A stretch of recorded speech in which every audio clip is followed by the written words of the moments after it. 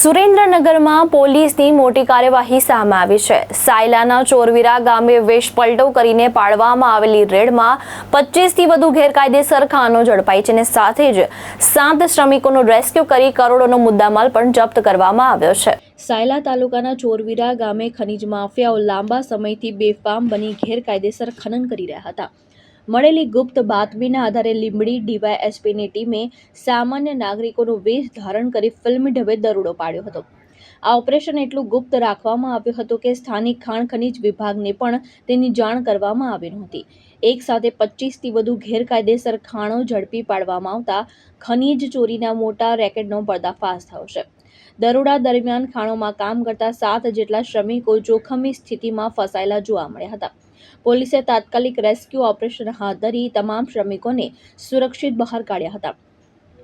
ઘટના સ્થળેથી 20 જેટલા ટ્રેક્ટર, 20થી વધુ મોટરસાયકલ, ખનન માટેના સાધનો અને મોટા પ્રમાણમાં ખનીજ જપ્ત કરવામાં આવ્યું છે, જેની કિંમત કરોડોમાં હોવાનું અનુમાન છે। આ સમગ્ર મામલે હવે ખાણ ખનીજ વિભાગની કામગીરી સામે સવાલો ઊભા થઈ રહ્યા છે। પોલીસની આ કાર્યવાહીથી વિભાગ અને માફિયાઓ વચ્ચેની સંભવિત સાંઠગાંઠ પણ ચર્ચામાં આવી છે।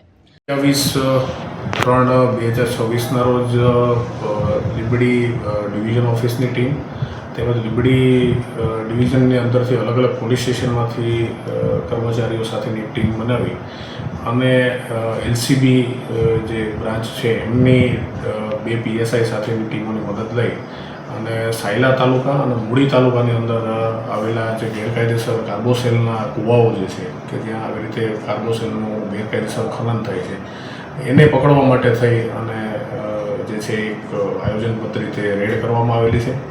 આ રેડના અનુસંધાને અલગ અલગ 35 જેટલા કૂવાઓ જે છે ચાલુ હાલતમાં ત્યાં મળી આવેલા છે અને આ તમામ કૂવાઓમાંથી ચરખી અને અન્ય સાધન સામગ્રી સહિતનો જે મુદ્દામાલ છે એ કબજે કરવામાં આવેલો છે।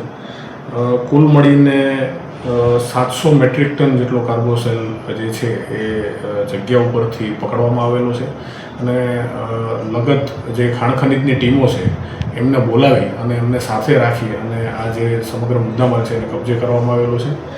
આ ખનન પ્રક્રિયાની અંદર જોડાયેલા 21 ટ્રેક્ટર, 2 લોડર અને એક ડમ્પર સહિતનો મુદ્દામાલ જે છે એ પણ કબજે કરવામાં આવેલો છે અને સાથે સાથે મજૂરી અથવા તો અન્ય પ્રકારની જે પણ પ્રવૃત્તિ આ કાર્બોસેલના ખનન દરમિયાન થાય છે એની સાથે જોડાયેલા આશરે 35 જેટલા વ્યક્તિઓ જે છે એમને પણ ગઈકાલે ત્યાંથી સ્થળો પરથી પકડવામાં આવેલા છે અને આ સમગ્ર મુદ્દામાલ અને એમની સાથેનું જે પણ સાધન સામગ્રી છે એ ખાણ ખનીજ વિભાગને સોંપી અને એમના દ્વારા જે પણ કાયદેસરની કાર્યવાહી કરવાની થતી હોય છે એના માટે થઈને આગળની તજવીજ જે છે એ કરવામાં આવેલી છે। સાહેબ, ખનન દરમિયાન કેટલા મજૂરોના રેસ્ક્યુ પણ કરવામાં આવ્યા?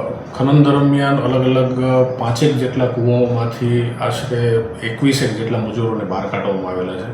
જનરલી એવું થતું હોય છે કે જ્યારે આવી રેડ પાડવામાં આવે તો બહારથી લોકો ભાગી જતા હોય છે ને અંદર ખનનમાં જોડાયેલા મજૂરો છે એ અંદર ફસાતા હોય છે, એટલે આવા કૂવાઓને આઈડેન્ટિફાઈ કરી અને પછી જે છે એમને ચરખીની મદદથી આવા મજૂરોને બહાર કાઢવામાં આવેલા છે। મહેશ ઉતેરિયા, દ્રષ્ટિકોણ ન્યૂઝ, સુરેન્દ્રનગર।